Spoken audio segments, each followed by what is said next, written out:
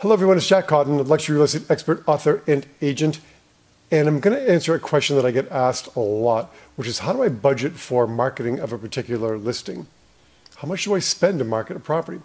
Well, the answer is really depends upon whether you're an agent or a company. And in both cases, we use a percentage of GCI or gross commission income. Now, if you're a company, the ideal number to commit to marketing of listings is 4.1%, 4.1.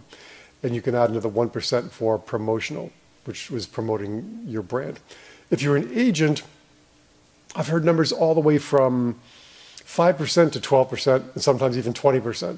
I'm going to take 10%, number one, because it's in the middle, and it's an easy number to work with for giving examples. So for example, if you listed a property and your commission after all the splits and referral fees and all that was $10,000, 10% of that is $1,000.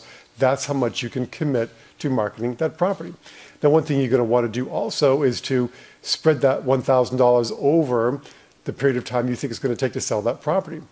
And it's amazing when you think of 10% of $10,000, $1,000 doesn't go too far in marketing a piece of property. Again, the numbers are just for simplicity's sake. But still, it's amazing how much this stuff costs. But anyway, now there's one more important step you've got to take, and that is understanding the ratio of listings taken to listings sold.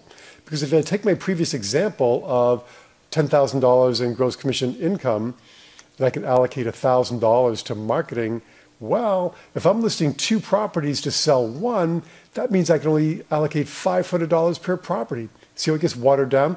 So there's 2 things to keep in mind as a result of that is, number 1, a budget is critical, but number 2, you want to get your ratio as high as it can be. You don't want to list properties that don't have a high chance of selling.